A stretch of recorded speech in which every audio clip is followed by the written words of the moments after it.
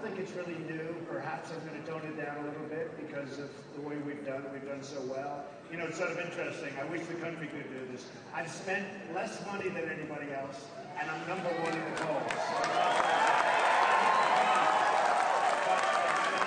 And nobody gets the crowd like we get. I mean, look at this room as an example. We love you, Donald!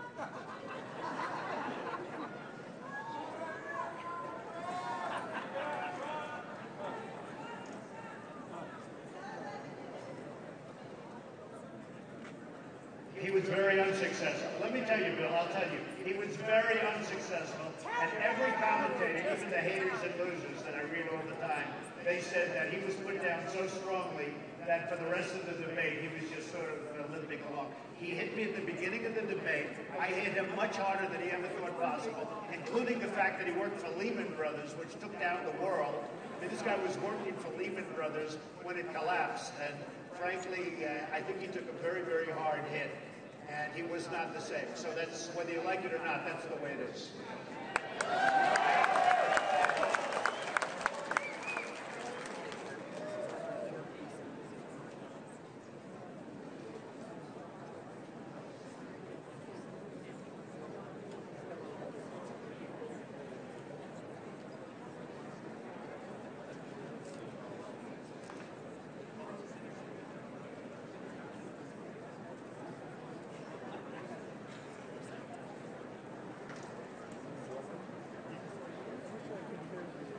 It's so easy. It's so easy. I'll counter it very simply. I built a great company. I've dealt with nothing but politicians over my life. I've been so involved in politics. And frankly, they're all talk, no action. Nobody knows politicians better than me. They're really easy to deal with, that's for sure. So I built this tremendous network, this great, great company with some of the greatest real estate assets in the world, of which you know some of them. And this is all over the world. I deal with many different countries. I'm in many different countries. And I've had tremendous success. I have thousands and thousands of employees and tens of thousands of employees over my lifetime. I have more experience than any politician, practically, that's ever worked.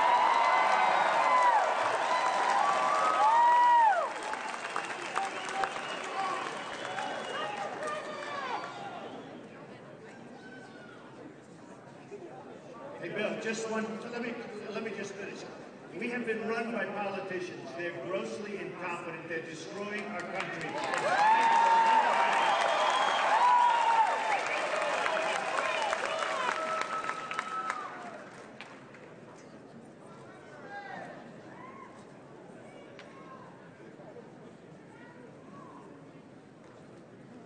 I don't think it's accurate. No, I have a very good tax plan out there. I put in many policy statements, including my Second Amendment, of which I'm very strong in favor of the Second Amendment. I have a license, no, not right now, but I have a license to carry. I have a license to carry. I'm not carrying. No, I don't think I answer in general. Sometimes maybe, but I don't think I do. Hey, look, I went to an Ivy League, Hey, Bill, I went to an Ivy League school. I was a very good student. There's no problem with me going into details, believe me. I answer the way I want to answer. And there does have to be, you know, when we answer questions, as an example, about the military and ISIS, and if I win, I want to be unpredictable. I don't want ISIS and all of these people that we're going to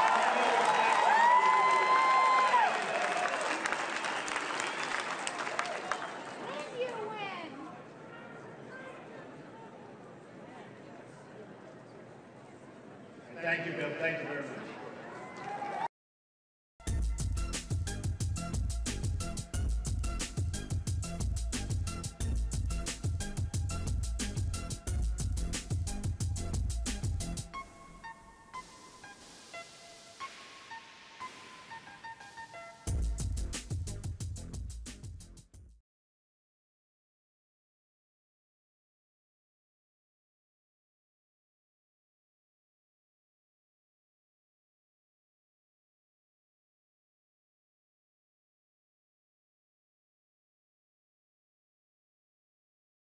Mr. Trump. Yes.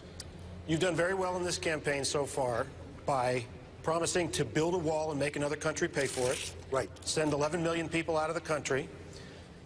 Cut taxes $10 trillion without increasing the deficit. Right. And make Americans better off because your greatness would replace the stupidity and incompetence of others. That's right. Let's be honest. Is this a comic book version of a presidential campaign? It's not a comic book, and it's not a very nicely asked question the way you say that. Larry Kudlow is an example, who I have a lot of respect for, loves my tax plan. We're reducing taxes to 15%. We're bringing corporate taxes down, bringing money back in, corporate inversions. We have $2.5 trillion outside of the United States, which we want to bring back in. As far as the wall is concerned, we're going to build a wall. We're going to create a border. We're going to let people in, but they're going to come in legally. They're going to come in legally. And it's something that can be done, and I get questioned about that. They built the Great Wall of China. That's 13,000 miles. Here we actually need 1,000 because we have natural barriers. So we need 1,000. We can do a wall. We're going to have a big, fat, beautiful door right in the middle of the wall. We're going to have people come in, but they're coming in legally. And Mexico's going to pay for the wall because Mexico, I love the Mexican people. I respect the Mexican leaders, but the leaders are much sharper, smarter, and more cunning than our leaders. And just to finish, people say, oh, how are you going to get Mexico to pay? A politician, other than the people on this stage, I don't want to insult, a politician cannot get them to pay. I can. We lose. We have a trade imbalance with Mr. Mexico. Trump, hold on a second. John, of $50 billion we're at 60 seconds. We're at 60 Believe me, seconds. the wall is peanuts by comparison. We're at 60 seconds, but I got to ask you, you talked about your tax plan. You say that it would not increase the deficit because you'd cut taxes $10 trillion and the economy would take off like, hold on. The economy would take off like a rocket ship. Right, dynamic. I talked to economic advisors who have served presidents of both parties.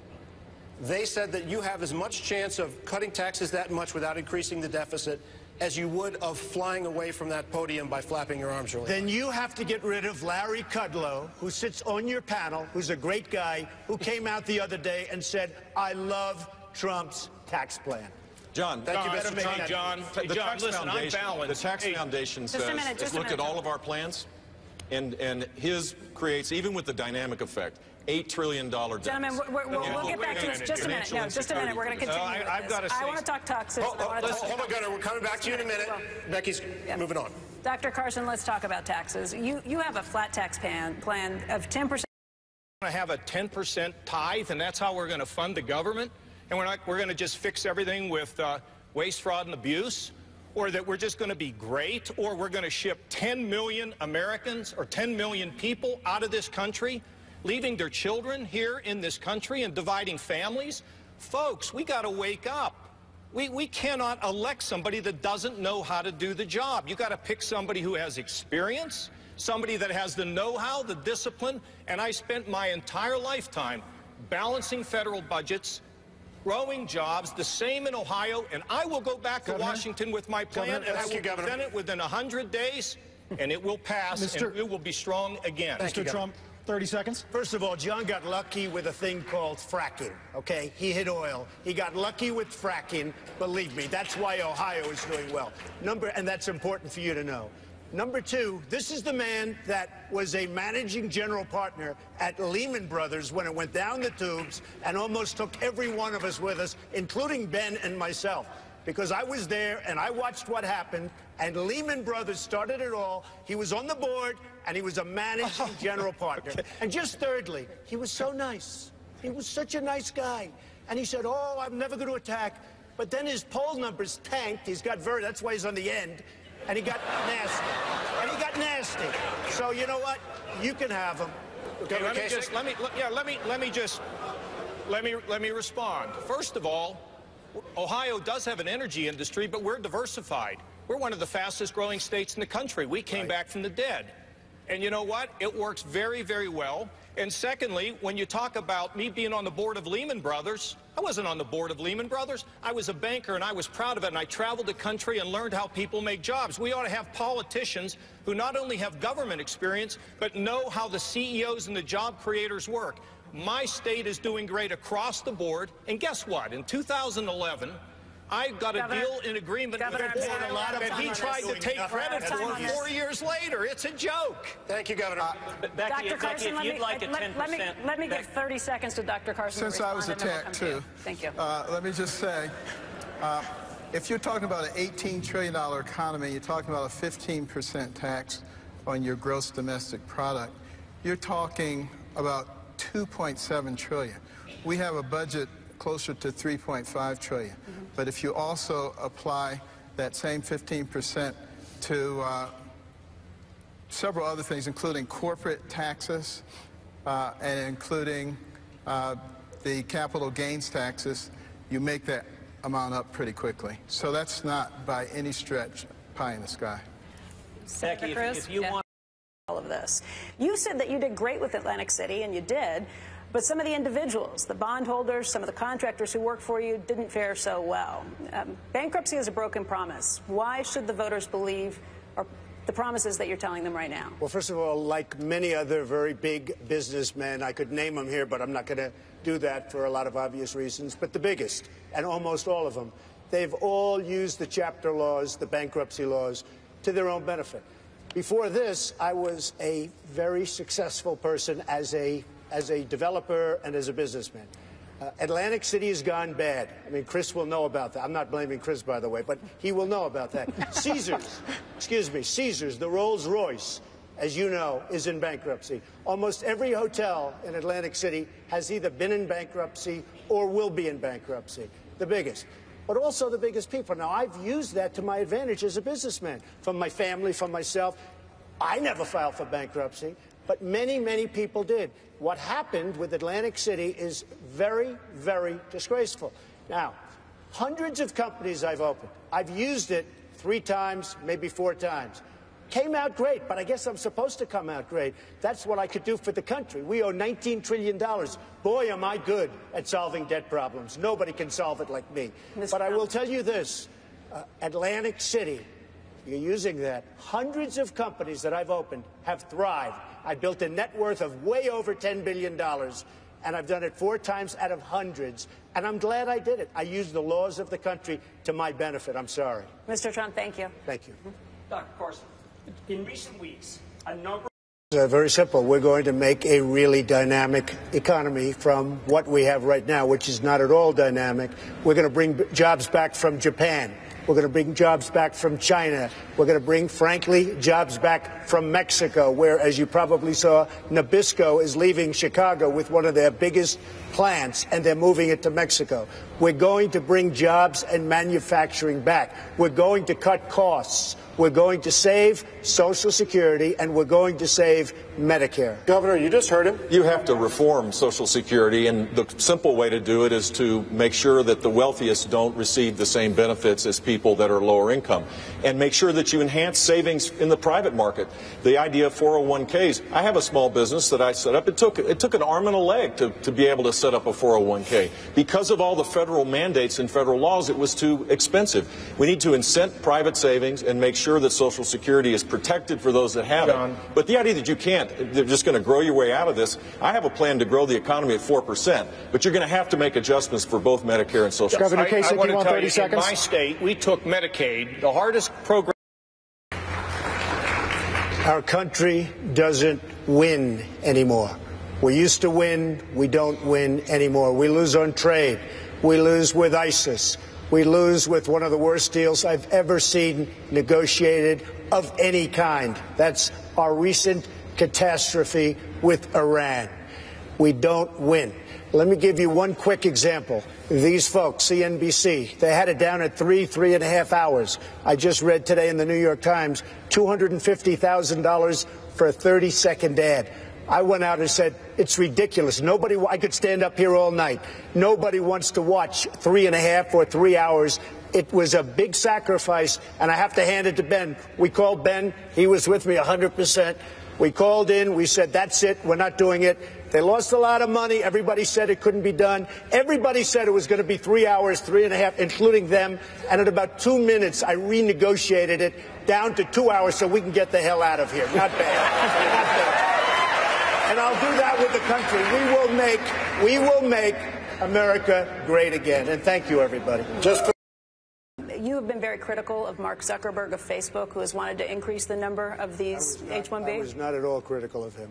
I was not at all. In fact, frankly, he's complaining about the fact that we're losing some of the most talented people. They go to Harvard, they go to Yale, they go to Princeton, they come from another country, and they're immediately sent out. I am all in favor of keeping these talented people here so they can go to work in Silicon Valley. So you're in favor of increasing that? I have not been at all critical of him. Where did I read this and come up with this that you were... Probably, I don't know, you people write this stuff. I don't know where you... I didn't write this stuff. Let's just be clear. Let's talk again. If I could say just one thing. Yeah. I am the only person in either campaign that's self-funding. I'm putting up 100% of my own money. And right now, I will be putting up a tremendous... So far, I put up less than anybody, and I have the best results. Wouldn't that be nice if the country could do that?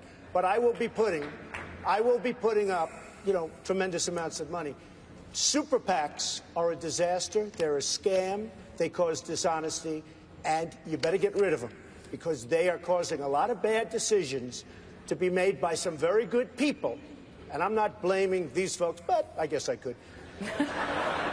Very good people are making very bad decisions right now. And if anything comes out of this whole thing with some of these nasty and ridiculous questions, I will tell you, you better get rid of the super PACs, because they're causing a big problem with this country. Not only in dishonesty and what's going on, but also in a lot of bad decisions that are being made for the benefit of lobbyists and special interests. Becky. You know, Mr. Trump, if I may just say, just a minute, Mrs. Spinarino, let me follow up on this for just a moment. You had talked a little bit about Marco Rubio. I think you called him Mark Zuckerberg's personal senator because he was in favor of the H-1B. I never said that. I never said that. So this was an erroneous article the whole way around? He's got another gentleman in Florida who happens to be a very nice guy, but not... My apologies. I'm sorry. Somebody's really doing some bad facts. Since I've been mentioned, can I respond? Yes, you may. Okay. You know, the Democrats have the ultimate super PAC. It's called the mainstream media. Who every single day, and I'll tell you why. Last week, Hillary Clinton went before a committee. She admitted she had sent emails to her family saying, hey... And it says that, again, Mark Zuckerberg's personal senator, Marco Rubio, has a bill to triple H-1Bs that would decimate women and minorities. Are you in favor of H-1Bs? Are you opposed to them? I'm in favor of people coming into this country legally. And you know what? They can have it any way you want. You can call it visas. You can call it work permits. You can call it anything you want. I've created tens of thousands of jobs. And in all due respect, and actually some of these folks I really like a lot, but I'm the only one that can say that. I have created tens of thousands of jobs. And I'll be creating many millions of jobs if I'm given the opportunity to be president. As far as Mark is concerned, as far as the visas are concerned, if we need people, it's fine. They have to come into this country legally. We have a country of borders. We have a country of laws. We have to obey the laws. It's fine if they come in, but they have to come in legally. Thank you, sir. That was mentioned in your question. You get 30 seconds. Yeah. Well, I've learned the rules on this. Look, in addition to what Donald is saying, we also need to talk about the legal immigration system for permanent residents. You said you have a special permit to carry a gun in New York. Yes. After the Oregon mass shooting on October 1st, you said, by the way, it was a gun-free zone. If you had a couple of teachers with guns, you would have been a hell of a lot better off. Or somebody else. Right. Would you feel more comfortable if your employees brought guns to work? Yes, I might feel more comfortable. I would say that I would, and I have a permit, which is very unusual in New York, a permit to carry, and I do carry on occasion, sometimes a lot, but I like to be unpredictable so that people don't know exactly what you're carrying. Unlike this country, by the way, unlike our country where we're totally predictable, and the enemy, whether it's ISIS or anybody else, they know exactly what we're doing because we have the wrong leadership. But I feel that the gun-free zones, and, you know, when you say that, that's target practice for the sickos and for the mentally ill. That's target. They look around for gun-free zones. I mean, we could give you another example. The Marines, the Army, these wonderful 6 soldiers that were killed. Two of them were among the most highly they weren't allowed on a military base to have guns, and somebody walked in and shot him, killed him. If they had guns, he wouldn't be around very long. I can tell you there wouldn't have been much damage. So I think gun-free zones are a catastrophe. They're a feeding frenzy for sick people. We called a few Trump resorts, few Trump properties that do not allow guns with or without a permit. Would you change those policies? I would change them. Okay. Sure. I would change them. All right. Thank you.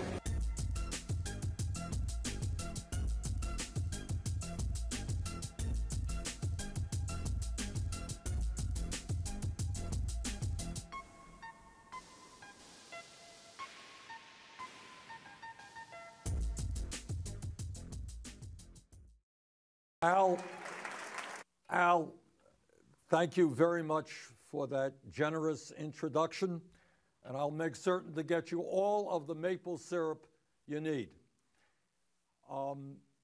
Let me begin by thanking the No Labels Conference for inviting me and for the important work they are doing. And I think the essence of what they are trying to do, what you all are trying to do, is to get beyond the ugliness of contemporary politics, the very bitter personal attacks that we see every single day, and let's sit down and analyze what the most important problems are that we face as a country and figure out together how we go forward.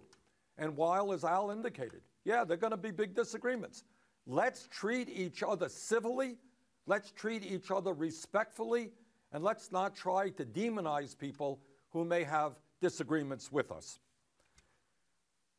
In my mind, there is no question but that our country faces some very, very serious challenges. In fact, the challenges that we face today, if you include climate change, may be greater than at any time since the Great Depression. And as the No Labels Conference points out, what we need are answers to the problems, not just campaign rhetoric. Let me start by saying that the bad news, and it is very bad news, and it's an issue that we have got to deal with, is that as a result of the Citizens United Supreme Court decision, we now have a campaign system which, and I use the word advisedly, is corrupt and is undermining American democracy. And I got to lay that right out on the table.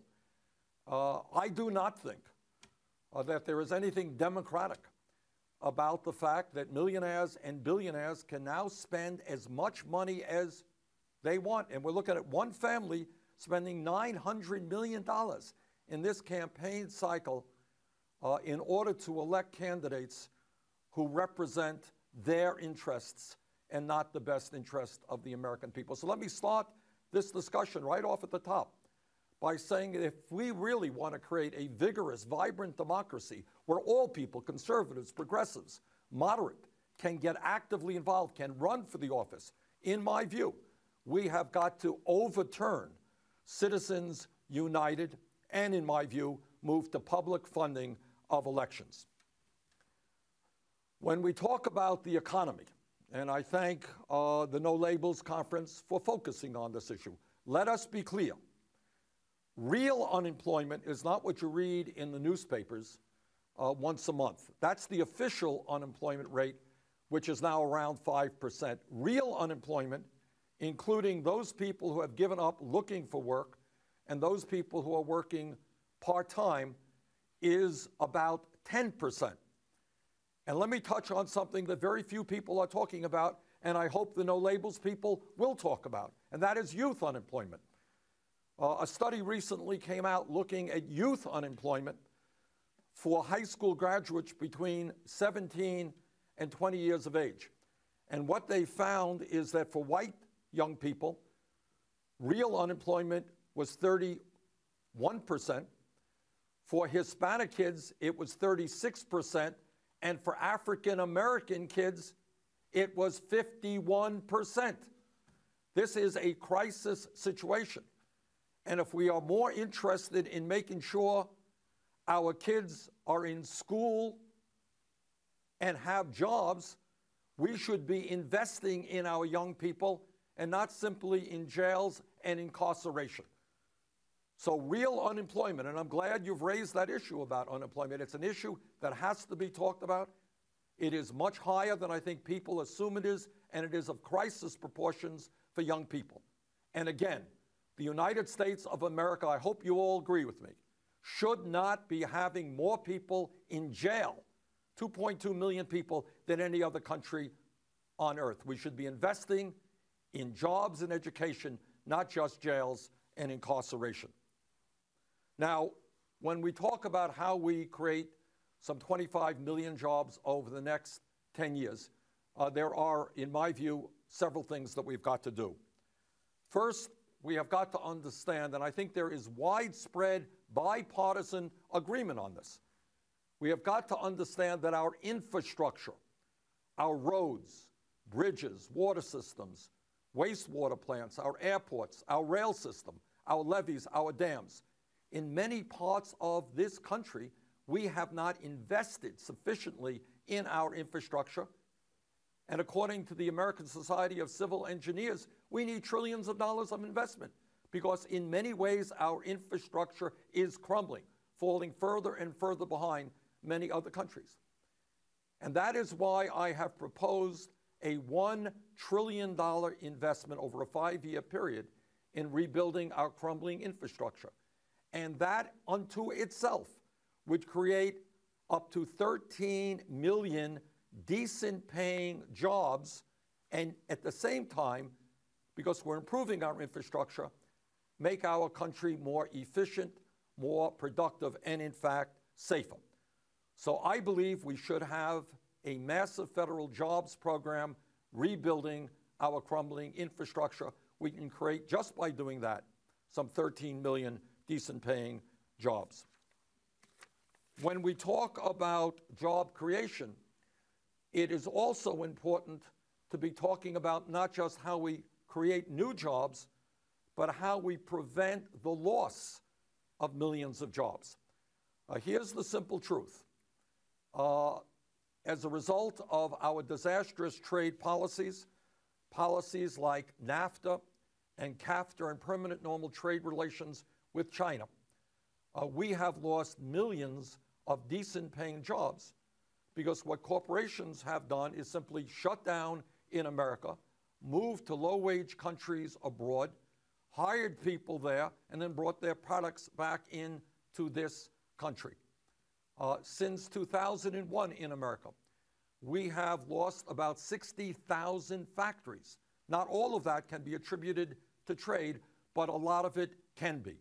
So if we are serious about creating jobs, we need trade policies which create jobs in America, not just China or Vietnam. And that is why I not only have voted against NAFTA, CAFTA, and permanent normal trade relations with China, I am strongly opposing the Trans-Pacific Partnership. Furthermore, if we're going to talk about how we create the millions of jobs we all agree that we need to create, we need a financial system which makes affordable loans to small and medium-sized businesses. I think we all understand that the economic engine of America is not large corporations who by and large have been downsizing and moving to other countries, but small and medium-sized businesses. I have very deep concerns about our current financial system in which you have a handful of banks on Wall Street. You have 6 large financial institutions which have assets equivalent to about 60% of the GDP of the United States of America.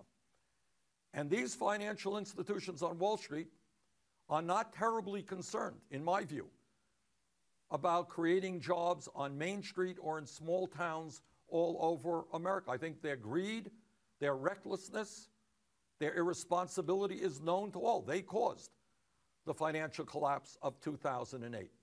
So I think what we have to do is put greater emphasis and support for community banks, for credit unions, financial institutions who are part of the communities they serve, who know the people in the communities, who know the people who want to buy homes, who know the people who are running small and medium-sized businesses. And let me be very honest with you. I think when you have today 3 out of the 4 largest financial institutions, much larger today than they were when we bailed them out because they were too big to fail, you know what? I think it is time to reinstate Glass-Steagall legislation and also to break them up. You know, if Teddy Roosevelt were alive today, and as Al knows, Teddy Roosevelt was a good Republican. If Teddy Roosevelt were alive today, I think what he would be saying is when you have a small number of huge financial institutions who have so much economic power, so much political power, they are doing a real disservice to our economy, and I think he would say we should break them up, and I agree with him. When we talk about jobs, what we have also got to appreciate is that while it is absolutely imperative that we create millions of decent-paying jobs, it is also equally important that those jobs pay people a living wage. All over this country right now, in Vermont and in New Hampshire, you have folks who are working 2 or 3 jobs. They're working 50, 60 hours a week trying to provide for their families, trying to cobble together some health care. And in my view, when we have today a federal minimum wage of $7.25 an hour, we have just got to recognize that that minimum wage is totally inadequate. We have got to raise that minimum wage to a living wage, and I believe that over the next several years, as cities like Los Angeles and Seattle have begun to do, we've got to raise that minimum wage to $15 an hour, because I think if somebody works 40 hours a week, that person should not be living in poverty. Now, you have also raised the very important issue of Social Security and Medicare, and let me briefly touch on them. First, despite some of the rhetoric you may have heard from many politicians, Social Security is not going broke. I know every day on television somebody is saying, Social Security is going broke, we got to cut Social Security, got to raise the retirement age. That is simply not accurate.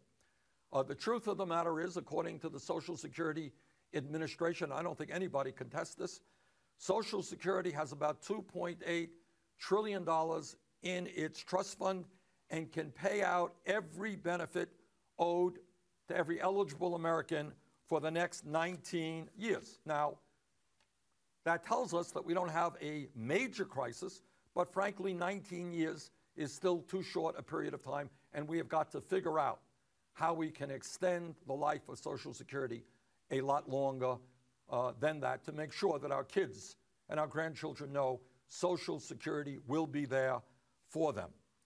In my view, the fairest way to extend the life of Social Security for the next 50 years is to make sure that the wealthiest people in this country, many of whom are doing phenomenally well, start paying the same percentage of their income into the Social Security system as the middle class and working families of our country currently pay. Right now, as you know, somebody who is making hundreds and hundreds of millions of dollars a year pays the same amount of money into the Social Security Trust Fund as somebody who makes $118,500 a year. In my view, that is wrong. What I would do, and we've introduced legislation to do this, what I would do is apply the payroll tax on all income starting at $250,000 a year, and I would use this revenue not just to extend the life of Social Security, and my proposal would extend the life of Social Security to the year 2061, but I would also expand Social Security benefits. And here's the truth. In my state of Vermont, I mean, I've talked to too many seniors in Vermont and seniors all over this country. There are seniors and people with disabilities who are trying to get by on horrifically low incomes. You know, you talk to people who are trying to make it on $10,000, $11,000, $12,000 a year, and the truth is you really can't survive on that level of income. And that means not buying the prescription drugs you need, not heating your home in the winter, not buying the food that you adequately need. And in fact, we should be cognizant of the fact that the average Social Security benefit today is just $1,328 a month. So my view is that we should extend Social Security, we should expand Social Security, and we do that by lifting the cap on taxable incomes. Now, you've asked a good question about Medicare, so let's talk about Medicare. But when we talk about Medicare, we have to broaden that discussion a little bit to talk about health care in America. And here are the simple facts. The United States today spends far more per capita, per person, on health care than do the people of any other country. That's just a fact. And despite the gains of the Affordable Care Act, where some 15 million more Americans now have health insurance, we still have 29 million people in this country who have zero health insurance, and many people are underinsured with high deductibles and high co-payments. And sometimes they just don't get to the doctor because they can't afford to pay for their deductibles. In my view, and I know not everybody agrees with me, but in my view, the United States of America has got to join every other major industrialized country on earth and guarantee health care to all people as a right, not a privilege. Now, those of us who live in New Hampshire, those of us who live in Vermont, we border on Canada. And Canada has managed to provide health care to every man, woman, and child in their country in a much more cost-effective way than we do. Germany has a different system. Denmark has a different system. The UK, France, they all have different systems. But the commonality of their systems is everybody has health care as a right, and all of those systems provide health care to their people in a more cost-effective way. And by the way, the health care outcomes from many of those systems is better than ours in terms of longevity, life expectancy, infant mortality rates, etc. Last point, you ask, how do we balance the budget by the year 2030? And that's clearly an important issue. And the good news is that since President Obama was elected, we have made some pretty significant progress. When President Bush left office, as most of you know, we were running up a record-breaking $1.4 trillion federal deficit. Today, while too high, the federal deficit is down to $426 billion. So that is making some progress, but obviously it is still a large deficit, and we have a national debt of over $18 trillion, and that is a serious problem. Let me put the issue, if I might, of debt and deficit into a broader context and touch on some issues that I think are not widely discussed. When we talk about the deficit and the debt, I hope that everybody remembers that when we went to war in Afghanistan and Iraq, unfortunately, those wars were not paid for. They were put on the credit card. And those wars will end up costing us somewhere between $4 and $6 trillion. And I got to tell you, I have a hard time understanding how some members of Congress can come forward and say, oh, we've got to cut Social Security and Medicare and Medicaid and education and nutrition programs for hungry kids because we have a deficit. Oh, but when it comes to war, not a problem. Not a problem. We're just going to put it on the credit card. And I think that that is very, very wrong. Second point, when we talk about deficits and debts, it has to be put into the broader context of what has been going on economically in America in the last 30 or 40 years.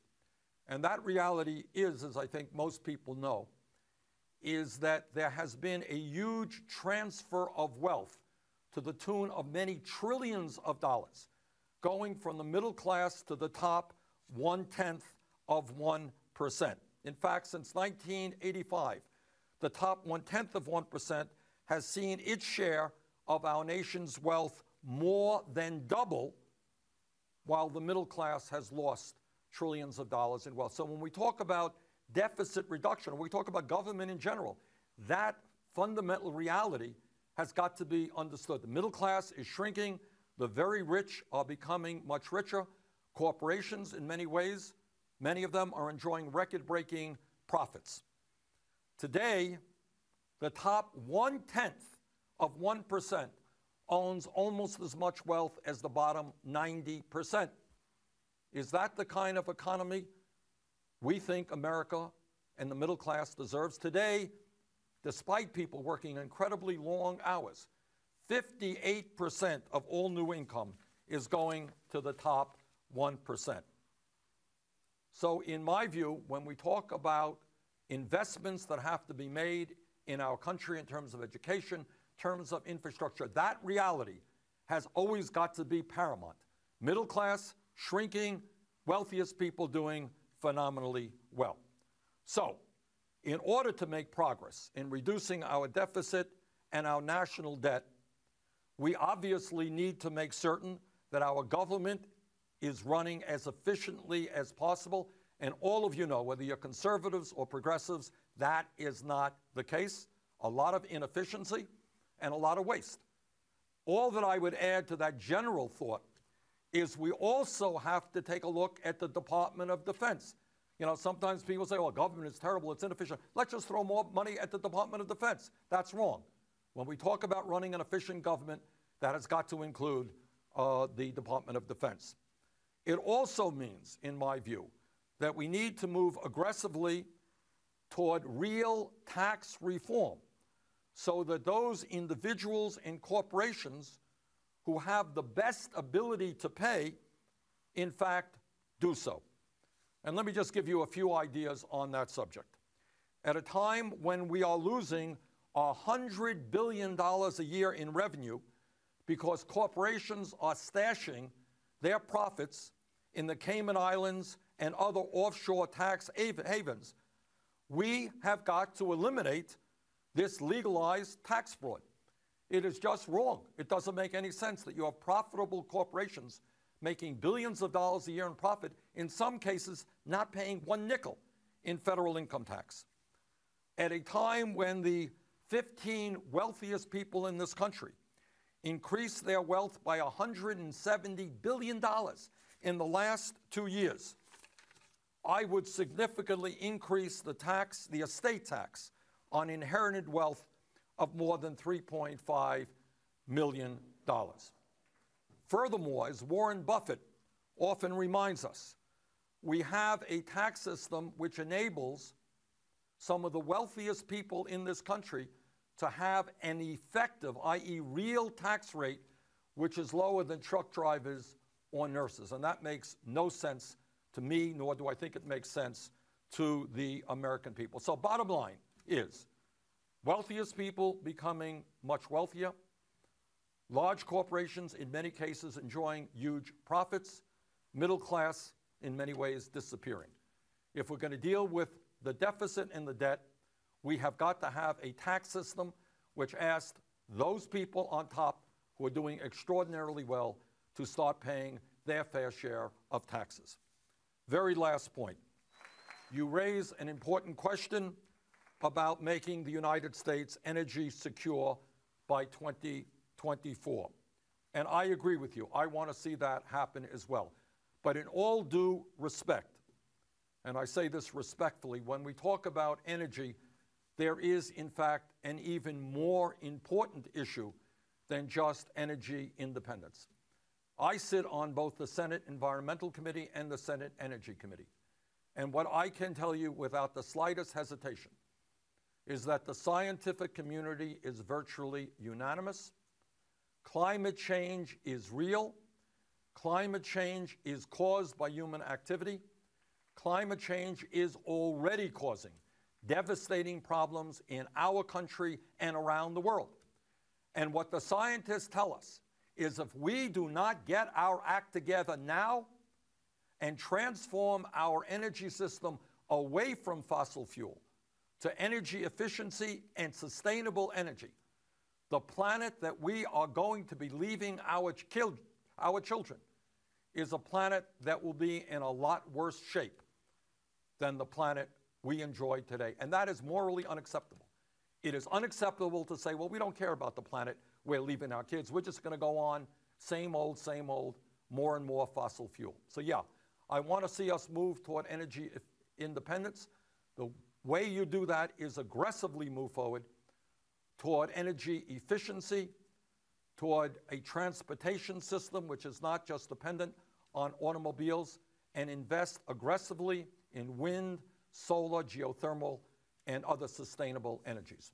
So let me conclude by thanking the No Labels Conference for the good work they do, for trying to get serious discussion on serious issues, for trying to minimize the politics that we see, the personal attacks that we see. I thank you very much for what you're doing, and I look forward to working with you in the future. Thank you.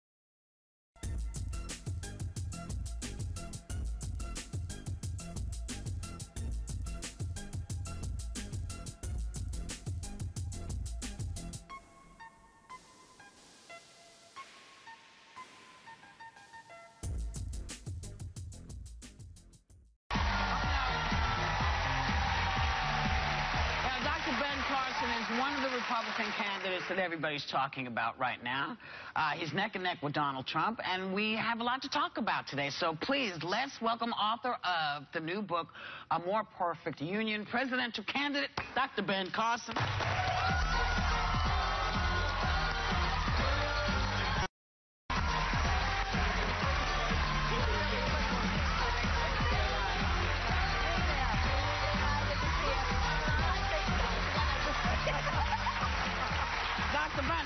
You have such a calm, measured way of speaking. It's, you know, it's really quite different from everybody else who's so bombastic. I just have to ask before we do anything else, do you ever yell?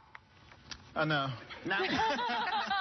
I used to. Yep. I used to be very hot-tempered, got into a lot of trouble. Yeah, we read the book. You wrote about it. And you read the Bible and came out a changed man from the bathroom. That was a very interesting story. Well, I came to the understanding that to lash out at people, to try to punch somebody in the face was not a sign of strength, it was a sign of weakness. Mm-hmm. Even when they get your Starbucks order wrong? Because, you know, sometimes I get very curious. Well, let's get into it, because, you know, you've been making a couple of controversial comments over the last couple of days.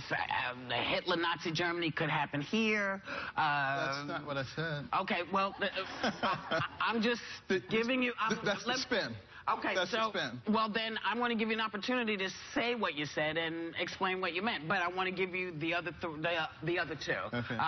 Would not support a Muslim president if his religion is inconsistent with the Constitution. Yeah. And then it's okay to have a Confederate flag on private property. Okay. That one's right. I don't have any problems. I can explain all of those quite easily. So I'm asking. That's the reason that I wrote that book, by the way. Right. You know, it's about our laws and what is correct in this country. And this is a pluralistic society. Right. So that means no my way or the highway stuff. It means we have to learn how to get along together. And there's give and take with that. Now, what I was saying about the Hitler comment, right. And I purposely said that because I knew the left wing would go crazy. He said Hitler! You know, that's I don't think that's what happened. Yes, but why not just explain what you said so we understand? So what I said is most of the people in Nazi Germany did not believe in what Hitler was doing. But did they speak up? No. They kept their mouths shut. And when you do that, you are compromising your freedom and the freedom of people who come behind you. You have to be willing to stand up for what you believe in. He won the election in Germany. He won the election. It doesn't matter what he did. We know he was an evil man. But also, you know, there were people standing up, just so you know, the White Rose Society. There were a lot of folks that they might not have been enough, but there were people. But that was the point. That was your point.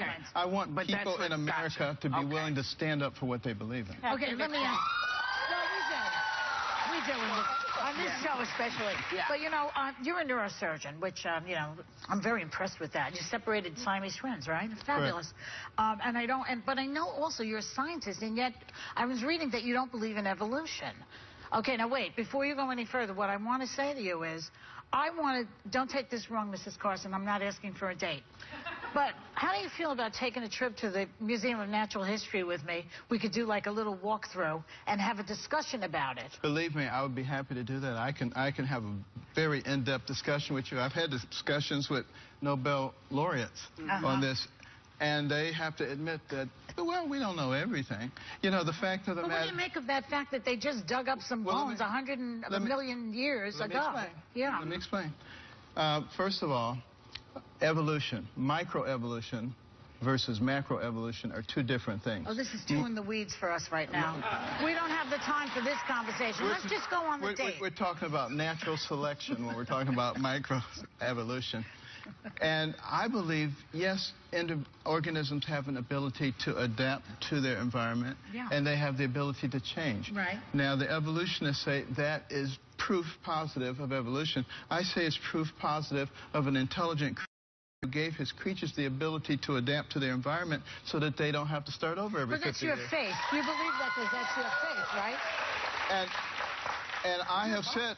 Why not believe in both? Do you believe in both? Can you believe in both? And I have said, you know, people are allowed to believe in what they believe. Some people believe that something came from nothing, and then they believe that it exploded, and we had a perfectly organized org. I don't believe that. I don't have enough faith to believe that, but I don't denigrate people who believe that. No. Okay, so people need to respect where you're coming from. I want to ask you, right after that tragic shooting in Oregon last week, you said gun control is not the answer. And I know you're a big advocate for mental health, but this morning you said that you'd be very comfortable if kindergarten teachers had guns in the classroom. Why do you think that's a good idea? Not all kindergarten teachers. I said people who are trained and understand all the implications. And you obviously are not just going to have a weapon sitting on the kindergarten teacher's desk. And I know Where would the weapon be?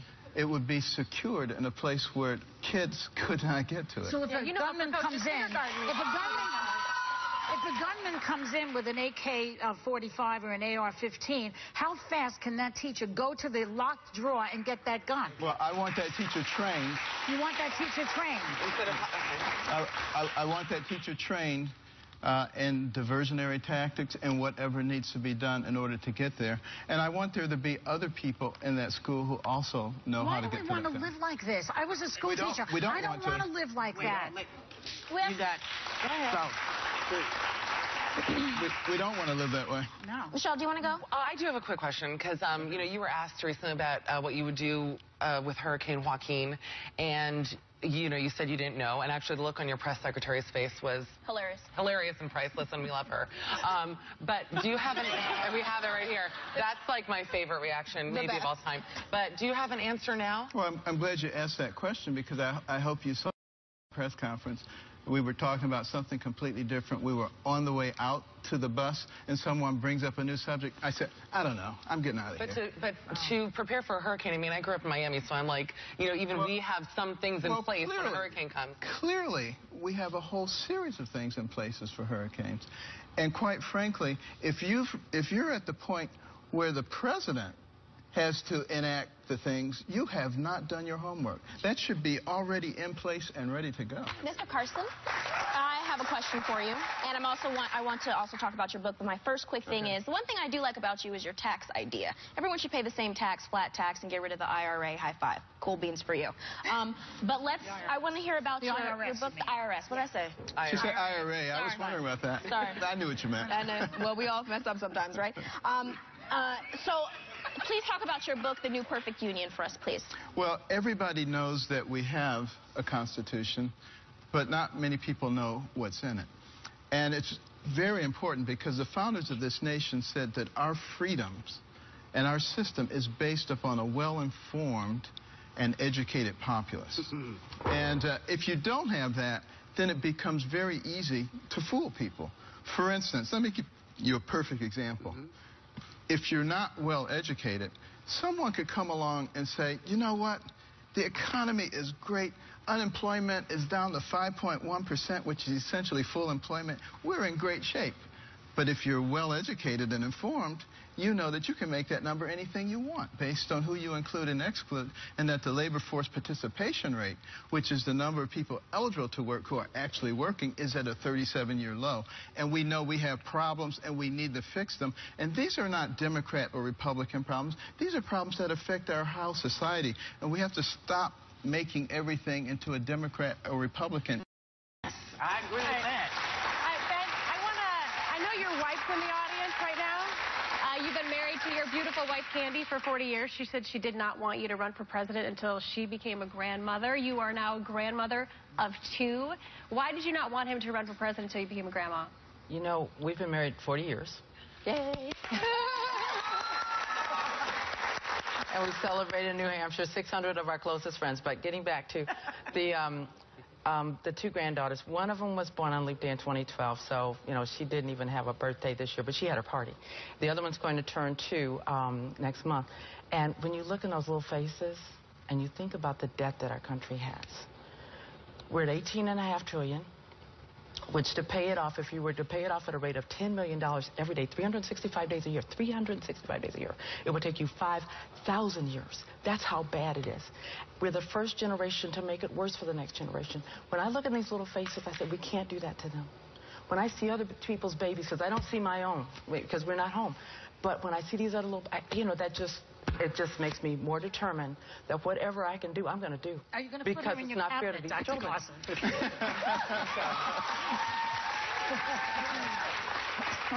Okay, well, we're going to talk more when we come right back.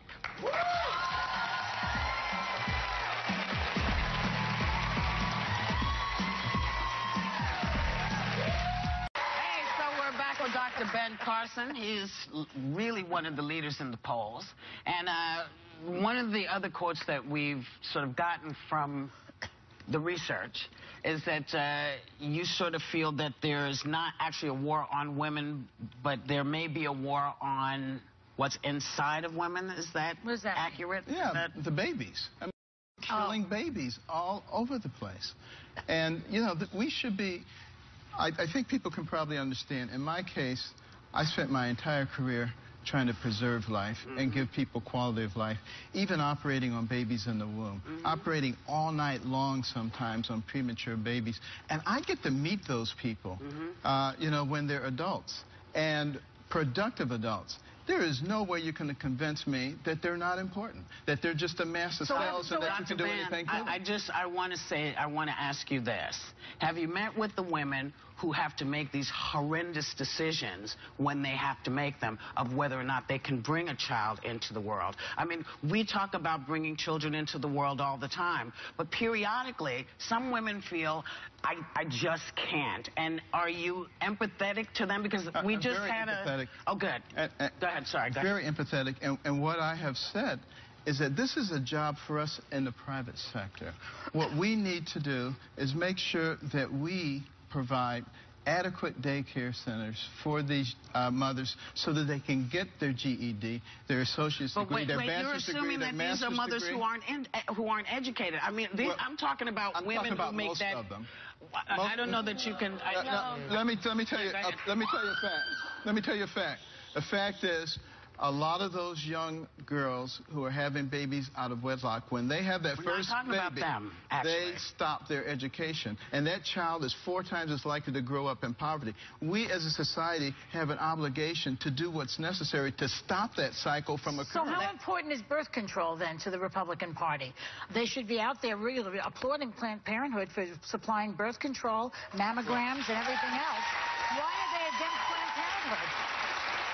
Are you against birth control, too? I don't speak for the Republican Party. I speak for me. Okay, for yourself. Are you against birth control also? No, I'm not. Okay. All right. And so I guess you believe in daycare centers and maternity leave and food stamps and all the things that go along with raising a kid if you don't have the money. Here's what I believe in, because I get sick and tired of people, particularly progressives, saying Carson grew up poor, he must have benefited from government programs, and now he wants to withdraw all the programs from poor people. We do not assume Wait a minute. I've heard that so many times. You've heard it too. It's a bunch of crap. And what I really actually want to do is provide people with a mechanism for coming out of a state of dependency and climbing the ladder and becoming part of the fabric of America. This is a great thing. We agree with that. Yes, but I think my question. Actually, I'm going to let everybody else ask their questions. I don't Well, it takes me to Obamacare, because you said it's the worst thing that has happened in this nation since slavery.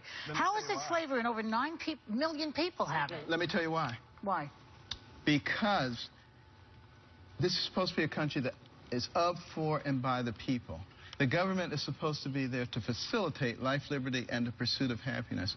With this particular act, the government comes along and says, don't care what you people think. This is what we're doing. We're cramming it down your throat, and if you don't like it, too bad. Getting into the war. That essentially shifts... Because we did that. We've done that. That seems to be the way of the nation. But it shifts the relationship between the people and the government. The people are supposed to be at the pinnacle. The government works for us. It's not the other way around. And we need to restore that. Okay. That's very important. All right. Are we done? Anybody else?